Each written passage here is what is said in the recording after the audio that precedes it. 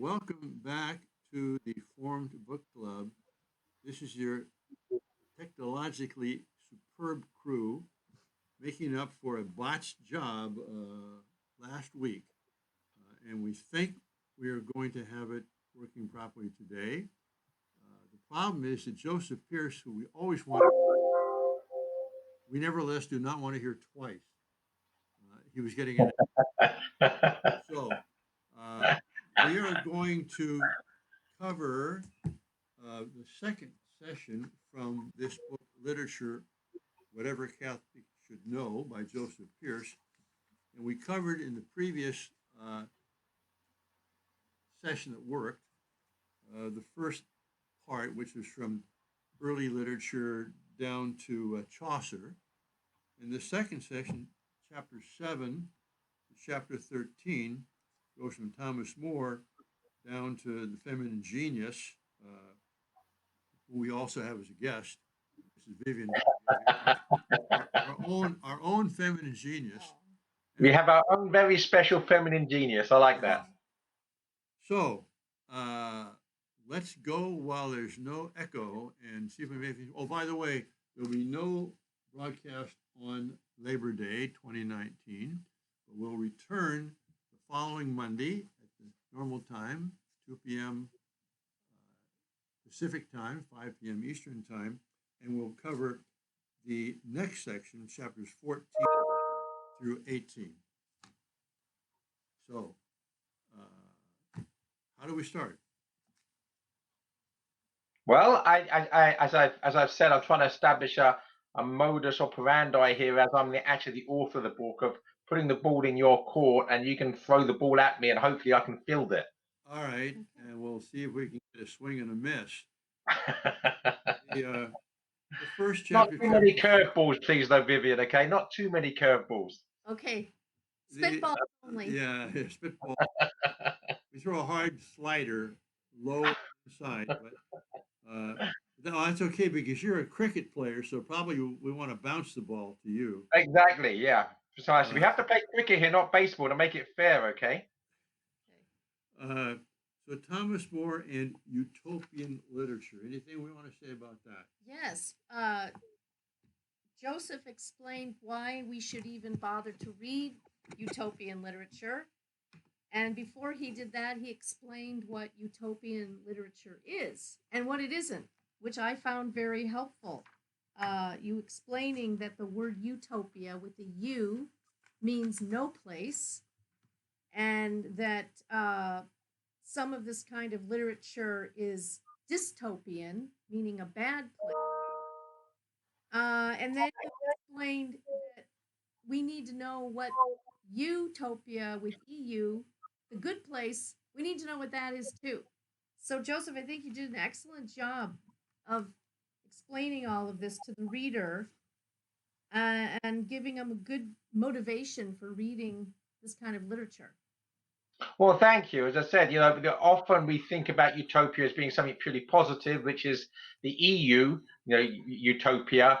But in actual fact, the way it was used by Thomas More, who we might see as the progenitor, if you like, of the whole utopian genre, he uses it in terms of OU, which is utopia, no place.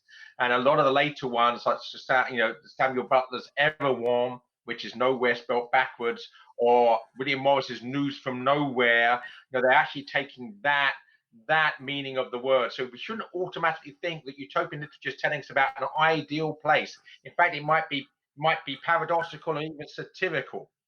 Right, and you explain that if you assume the author is writing about an ideal place, that the work represents his ideals. And that would be a mistake. It certainly isn't the case of Thomas More, as you pointed out. Exactly. That's one of the biggest reasons for the misreading of that book, is that people think that Thomas More is using the word utopia in the EU sense, that he's actually talking about a good place, but he's actually using in the utopia. This is a no place. So he's neutral, if you like, in the use of the word. He's not saying this is a good place I'm presenting to you.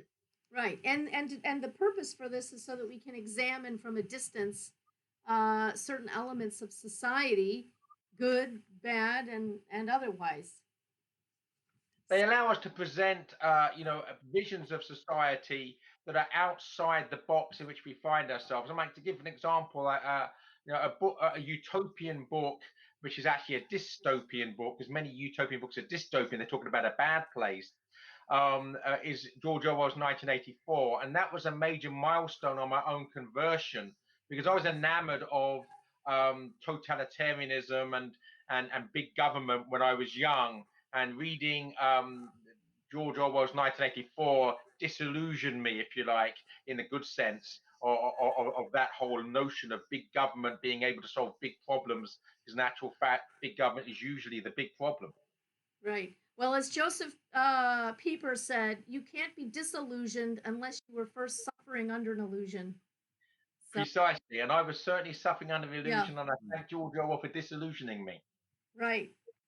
Father, anything there, or should we move on to No, let's move Shakespeare? on to Shakespeare. I think that obviously every Catholic should read Shakespeare. It's not that easy in the sense that because the language has evolved a bit, you have to have footnotes if you really want to, follow it. But it's worth the effort, seems to me. I am someone who forgets quickly what I read, but in Shakespeare, there's these, apart from the total plot and the story and the characters, there's these gems that come up that, of course, entered into our language as proverbs. But just to go back and read those and reread them, that's a valuable thing. Right. But there's more to it than that. You literary people can explain that to our listeners.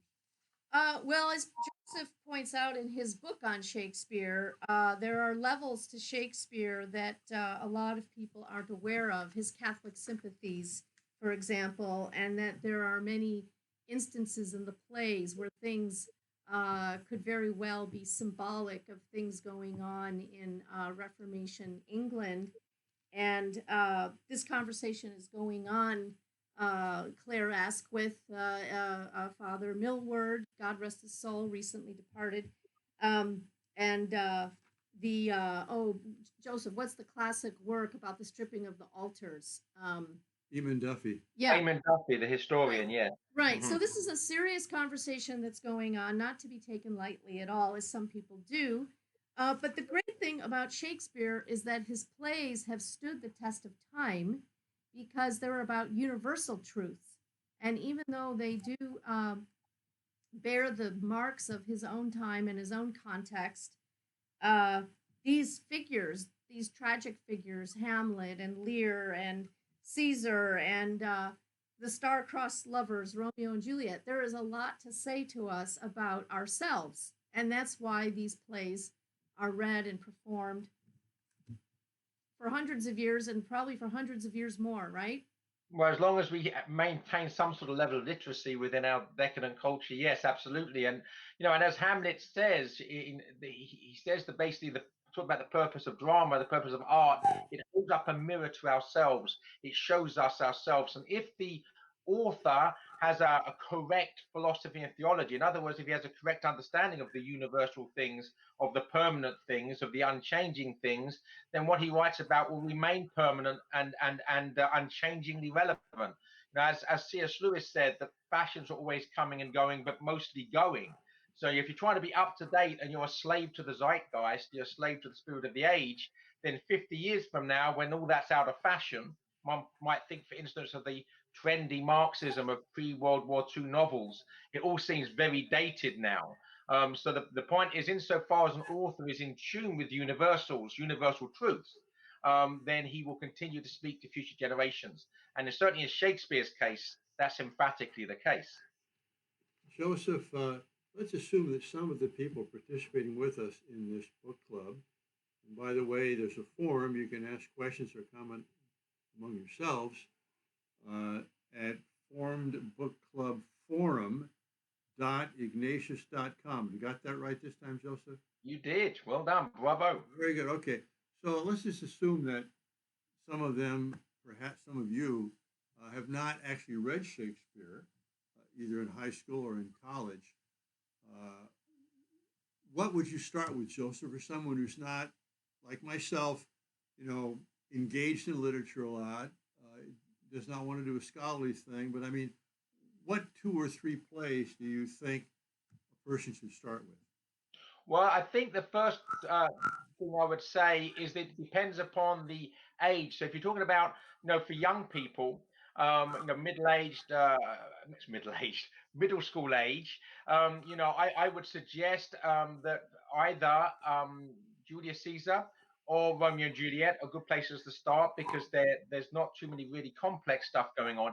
But I would say in both cases that you should buy the Ignatius Critical Edition of those plays, and especially in the case of Romeo and Juliet, because Romeo and Juliet is almost always universally taught in a sort of modernist, romantic reading, where Romeo and Juliet are sort of are good figures and even figures that young people should look up to, and that's not what Shakespeare's doing in the play. So I would certainly recommend that if you got children of that age that you want to introduce to Shakespeare, begin with the Ignatius traditions of Julius Caesar and or Romeo and Juliet. But for grown-ups, we say older people, for me, the finest of Shakespeare's plays are either Hamlet or King Lear.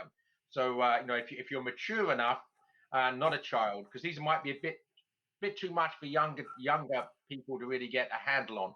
But Hamlet or King Lear are my favorites, absolutely. Okay, so Julius Caesar, Romeo and Juliet for the younger set, Hamlet, and King Lear. I noticed the frisson from our feminine genius over here. Were you responding to? I was, because I yeah. don't see how anybody could read Romeo and Juliet and come away with the idea that those young people are to be emulated. They end up dead. Well, I mean, first of all, my own memory of being taught it in high school was exactly that.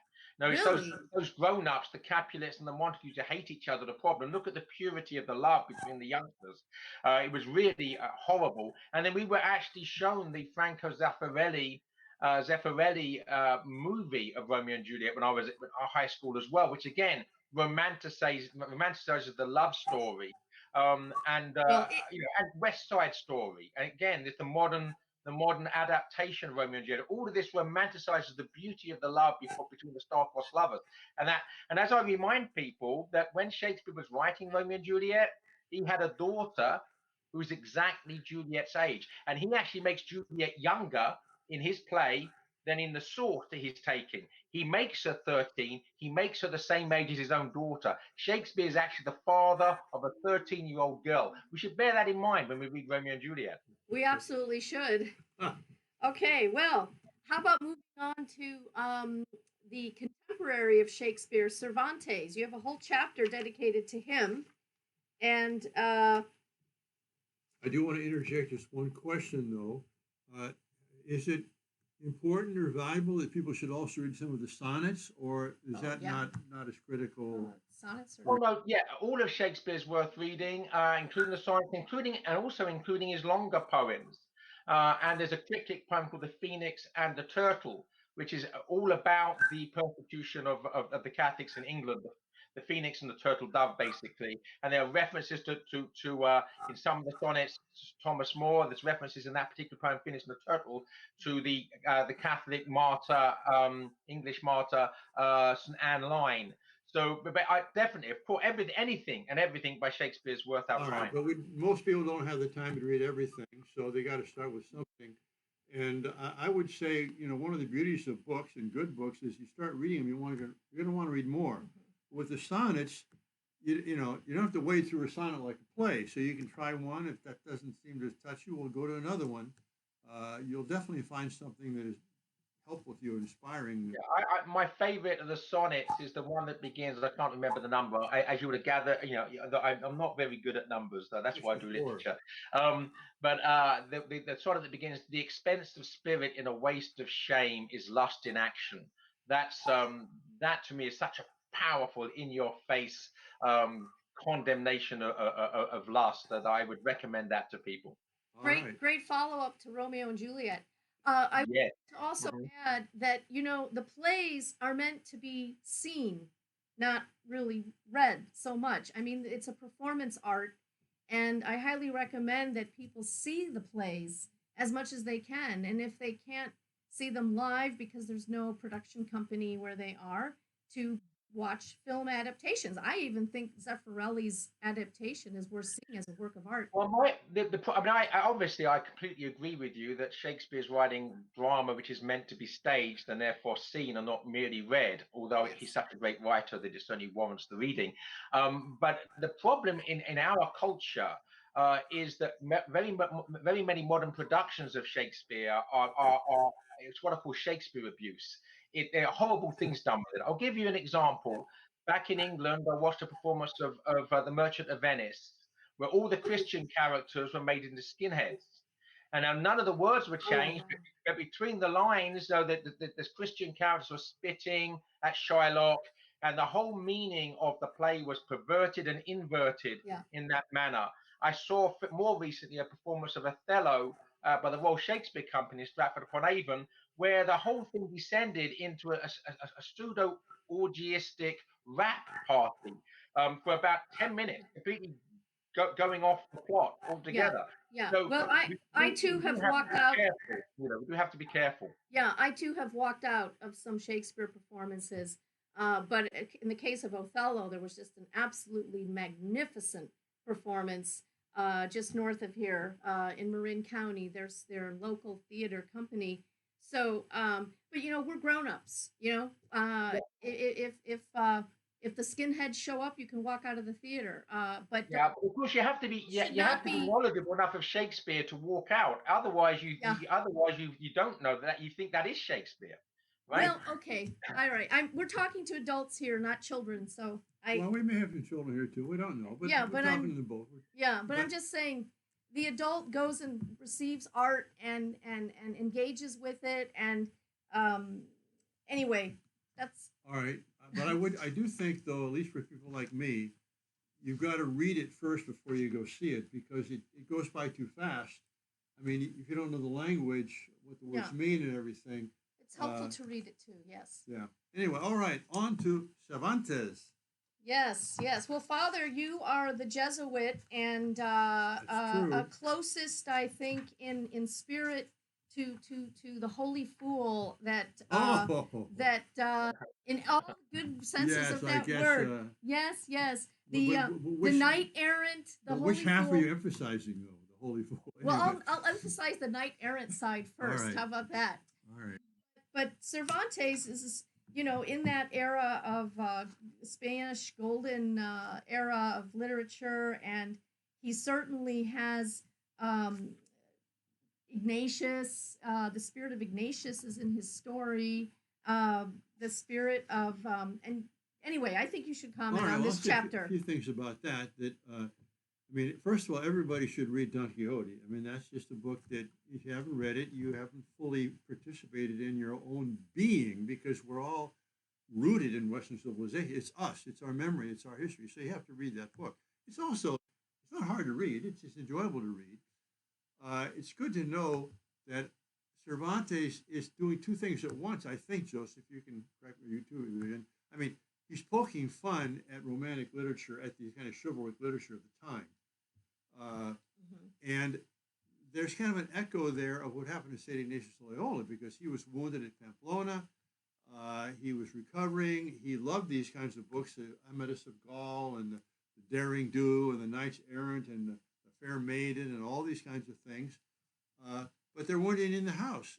So all he had was the life of Christ and Lives of the Saints.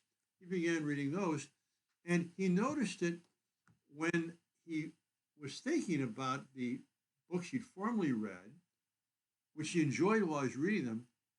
He had the same response afterwards that I have on a Sunday afternoon if I've watched an NFL football game.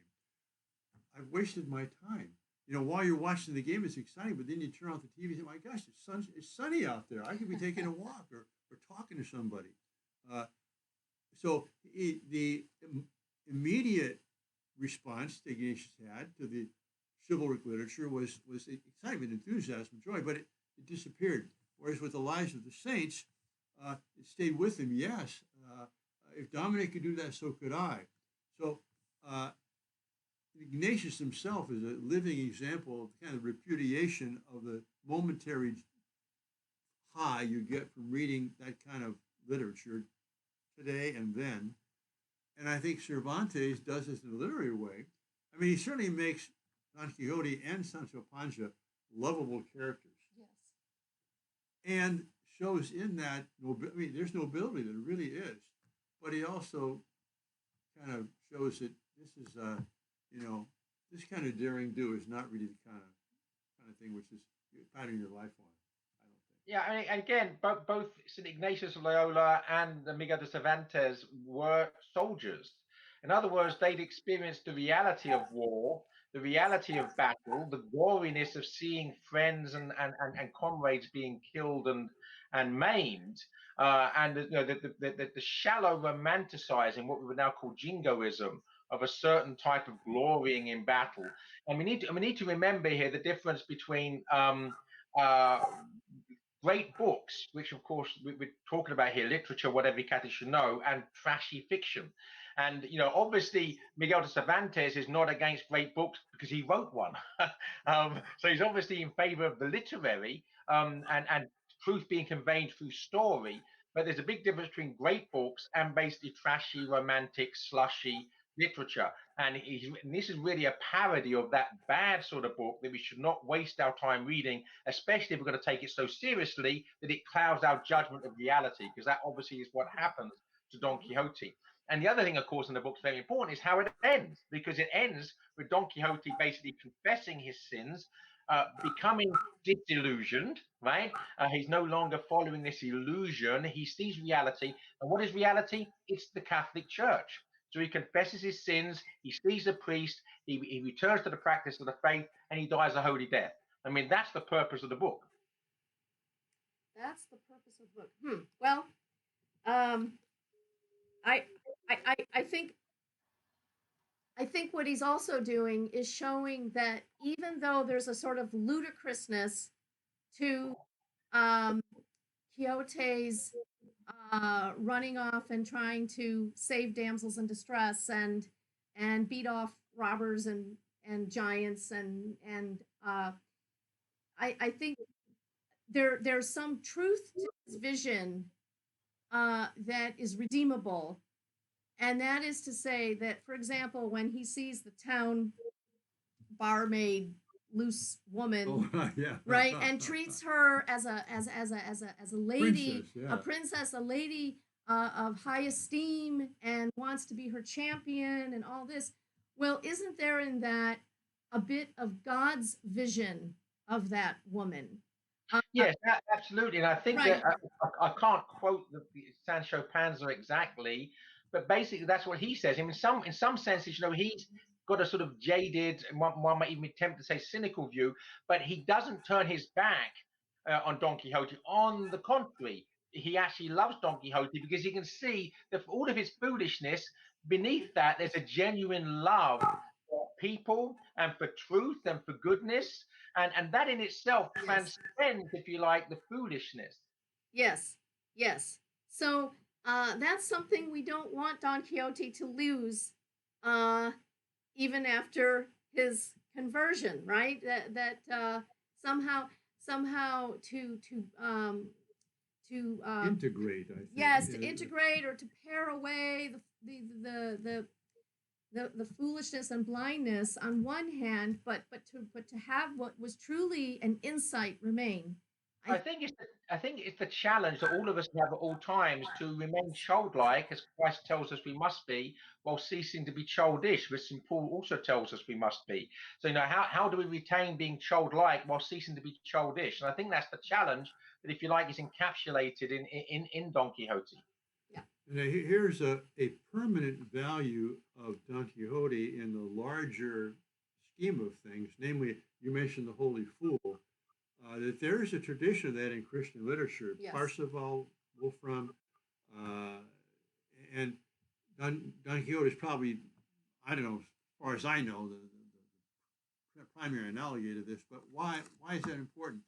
Because Christians are always going to be uh, seem foolish from the eyes of the world, as Paul says, foolishness to the Greeks. Uh, if you are going to live the life that Christ has asked you to live, if we are going to live the Christ asked us to live, we're going to do things which seem foolish to the world. Right. We're gonna. In fact, there's a wonderful book which I recommend to you. It's called, no, what is it? Father Wetter's book, Oh, humility rules. Humility Rules. I'll bring that one on the next session because uh, it's a for young people and old people as well, with great illustrations that he's made. Uh, but his chapter headings are something like uh, "Don't put your best foot forward," or Or be a doormat. yeah, "Be a doormat." I mean, basically, taking 12 times he takes these kind of obvious things. Uh, or here's one that I had to fight so often when I was teaching college.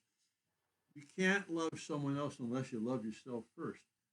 That's totally backwards. You can't love yourself unless you can first be loved and then love something outside you. Then you can love yourself. But no.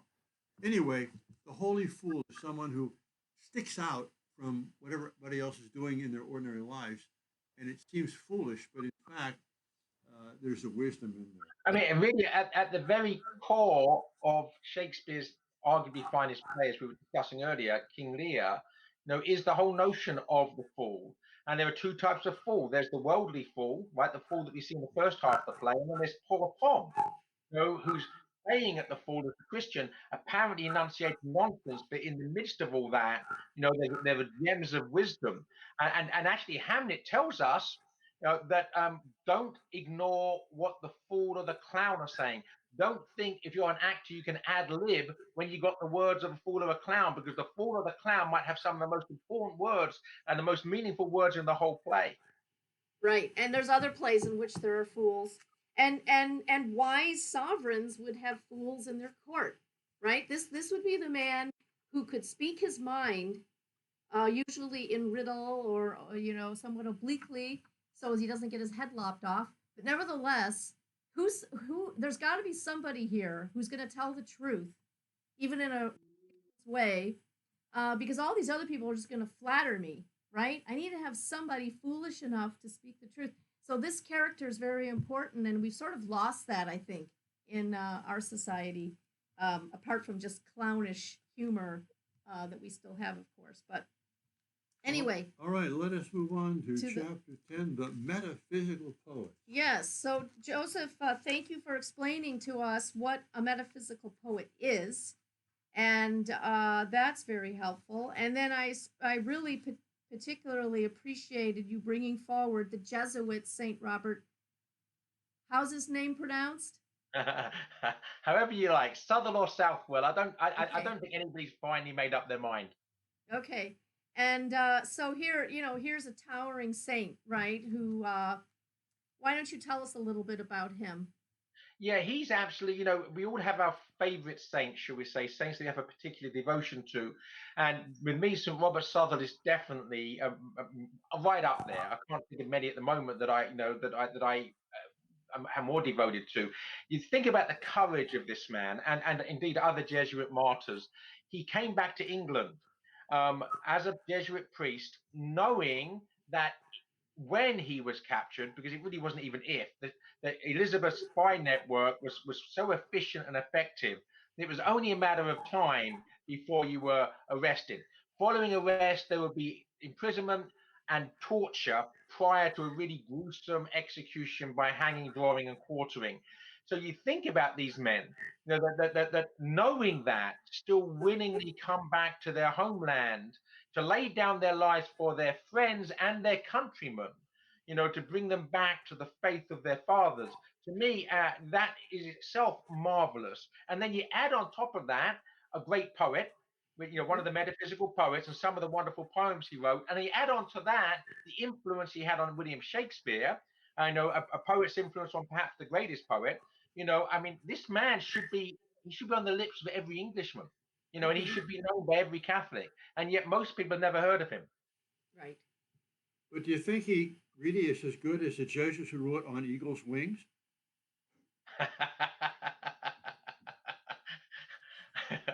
That does not require a response, Father, except the jocular one it's just had. Anything more on the metaphysicals? Onward then. Onward then. Chapter 11 to Milton and Dryden. Yes, I'm glad that you brought Dryden forward because I don't know anything about him, and now I will seek him out. But I do think you do an injustice to Milton. Interestingly enough, not to the man, perhaps. I would not have wanted been his wife or daughter, but to his poem Paradise Lost, which you say is not a Christian work. And I would really beg to differ with you, Joseph, because even though Milton had heterodox ideas, in fact, the joke about Milton is that by the time he died, he belonged to the Church of John Milton. In a lot of ways, you know, his poem is better than he is. His poem does not have to be read with the gloss of his questionable theology. It can actually be read through the lens of Orthodox theology because it's so imbued with Scripture, because it's the story of the fall of the angels, the fall of man. And then if you read Paradise Regained as well, you know, you say that we should read all three of Dante's books that make up the Commedia, and really Paradise Regained is very much, you know, the conclusion to Paradise Lost. You got to kind of take them together.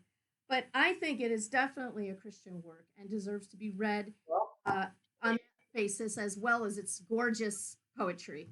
Yeah, well, I acknowledge in the book that this is probably the most controversial claim that I'm making. I'll obviously stand by it because that's why I wrote it.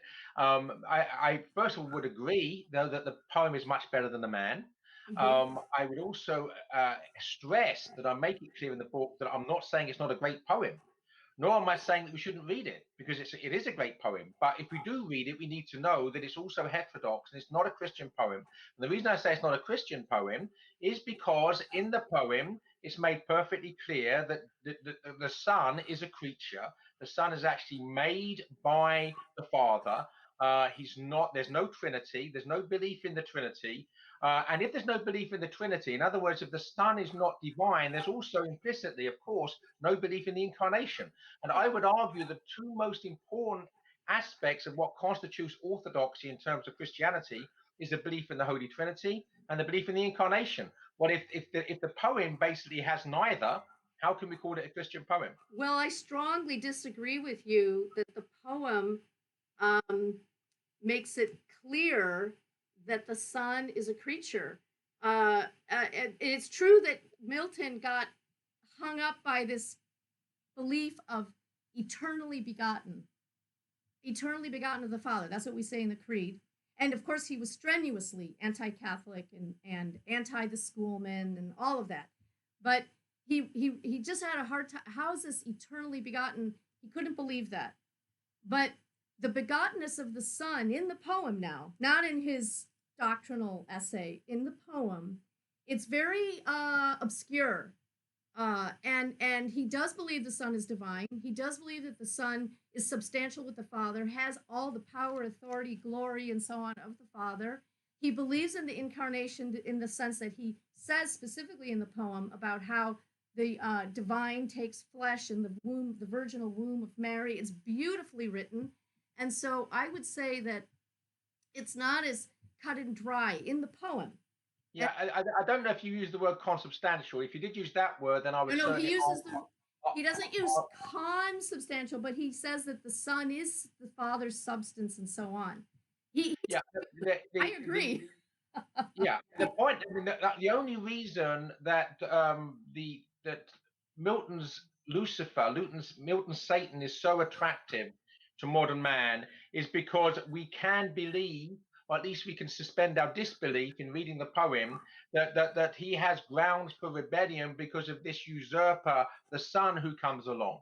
And you know, that's a widely held belief from the time of certainly from the time of Shelley and the Romantic poets, right through to modern America and indeed modern Europe. Look, And that word, because he frames the whole thing in humanistic terms, not theological terms. Oh, I don't agree with you at all. I disagree with you strenuously. Satan is the hater of God, the hater of mankind. Yes, he's seductive. absolutely. Why do I, any of us sin if except we're for going the to be fact that we're controversial here, seduced Vivian, by the devil? if we're going to be controversial here, Vivian, I would actually say, quite frankly, that Homer's Zeus is more lovable as God than Milton's father. In other Oh, words, wow. the fact that Milton calls God the Father and is using Christian terminology, his understanding of God is a million miles theologically from a Christian or Well, Catholic I guess understanding this is just of another one who of those. God is. This is just another one of those places we'll have to agree to disagree, and move on.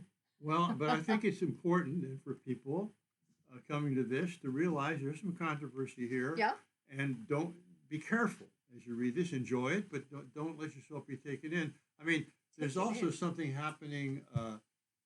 It's more recently, anyway, as far as I know, is that uh, the original sin has been presented almost as an original blessing that Eve was really doing the right thing. She was Not in Paradise no, Lost. no, no, no, no. Oh. I'm saying recent. I mean, this is a more contemporary thing.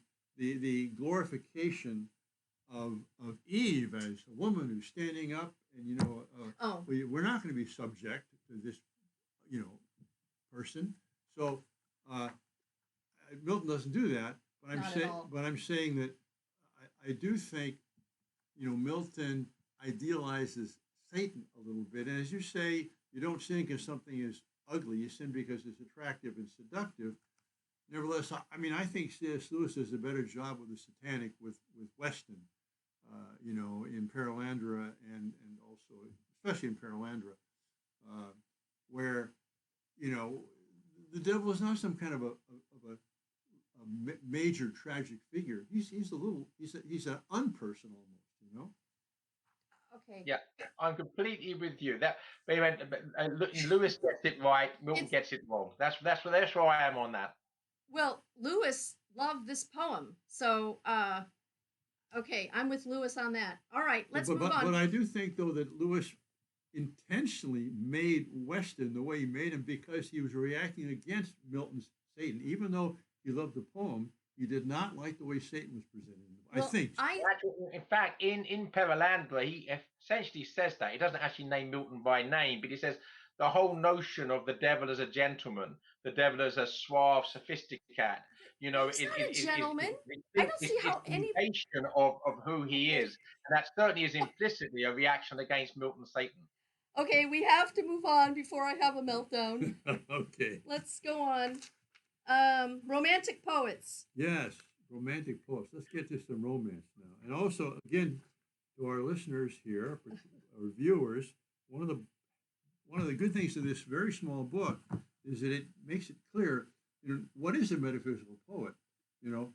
What is romantic literature? And although I do take issue with Joseph, who himself takes issue with one of my great heroes, C.S. Lewis, still there's a point there too, that Lewis says we can't use the term romantic because there's too many meanings on it, whereas Joseph says, hey, look, we can understand what it means. Well, but Joseph rightly points out that Romanticism is not without its perils. That if you place too much emphasis on the subjective, you can lose your way. And even though the Romantics are a reaction to this over rational mentality brought on by the Enlightenment and modern science and industrialization, and losing the human experience, the human dimension of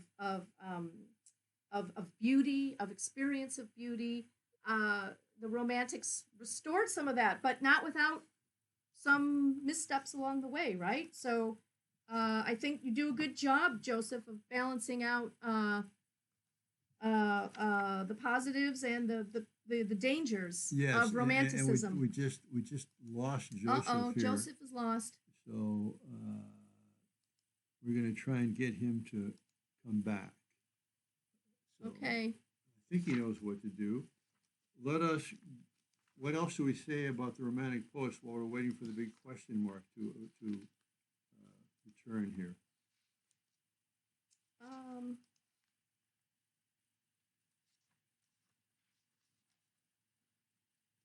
Nothing. Pause. Okay. Yeah, I mean, he points out some by name, and it's a good. Father, you mentioned before that recording that ended up not working too well. That this book, at the very least, people should go to the list and start reading the works on this list. Joseph has done a very good job of collecting the things that deserve to be read, and you would do yourself a great favor if you just started going down the list and start reading. And so he lists romantic poets worth reading: Blake, Wordsworth, and Coleridge. Go for it. All right. We're still waiting for him to return. Oh. I wanted to make sure we tell him that we did not, Vivian didn't pull the plug, As much as I was tempted Okay. to. So you say that he's back? You have to re-add him. Oh, re-add him. Add Joseph Pearce to Go back, right click on that question mark on the left side of the screen. Right click, go to network. Add Joseph Pearce to rendezvous. Oh, I saw it. I see it, yeah. There he is. Oh, Oh, well, there he is. I see. Now, there he is. I hear him. Okay. I- All right. we- You're here. That's good. Network here. I don't see him. Joseph Pearce. Oh, there he is. Okay. There he is. Now we have him back. So, What happened there? You dropped completely dead on me. It just said the session is ended. I don't think that's happened before. well, yes, it has happened before. I may not have given that message, but actually, Vivian pulled the plug because you were so obstreperous in your distance to her. But I was tempted to, Joseph. I, really I was. brought you back on. Yeah. So, okay. Feminine Genius, Jane Austen. Mary Shelley, the Bronte sisters, and Joseph. I would have added George Eliot to that list. Yeah, I'm willing to accept George Eliot as a sin of omission. Obviously, as you'll understand, when you really have a book that's supposed to be panoramic in covering everything from the ancient Greeks to the 20th century, and you only have 50 or so thousand words, then some things have to give. But yeah, obviously, she's one of quite frankly quite a number of people that should be included that aren't. But the selection process was necessary. Well, I thought you left her out because she has a name that sounds like a man's name. It is a. And that's why we're not going to cover Evil and Law either, right? Because his name's like a girl's name. What's wrong? In that case, I broke that rule because I do discuss. Was this a precursor to gender dysphoria in England that you have the? Well, do you know, Father, that actually this is the Evelyn Waugh's first wife's name was actually Evelyn, and they used to call them Hevelyn and Shevelyn. How about that? Oh, very good. That's great. But anyway, you said that Austen towers above her, and I don't think I would quite agree with that. But nevertheless, I'm glad you are willing to say she deserves a place. So you go a lot about Austen and explain that her view of human nature and the reality of life is sympathetic to Catholicism. Okay. And then you explain quite a bit about Mary Shelley and Frankenstein. That's fascinating. Very fascinating, in fact. It follows on quite logically from the discussion of the Romantic poets, because of course Mary Shelley was married to Percy Shelley, and there's so much of what is good and bad in Romanticism is in that novel. So it actually follows on quite well from the previous chapter. So you're right. It does, and all of this ambiguity with science and how far men should go and should not go, and where do the limits on what he should do come from, and so on. Yeah. And then you've got the Bronte sisters. I found it curious that you spent so much time on Wuthering Heights. Why did you pick that as the thing to focus on? Well, I mean, first of all, I know it better than the other works by the Bronte sisters. So obviously, it makes sense when you're writing a book to play to your strengths. You're going to have a better book if you play to your strengths than if you play to your weaknesses. So that's a purely subjective reason. I'm certainly not saying that Emily Bronte is a better writer than Charlotte Bronte, and I think I do actually state that in the book that we just don't have room to discuss all of them. So I'm just selecting if you like, a representative work of the Bronte sisters, and I chose Wuthering Heights.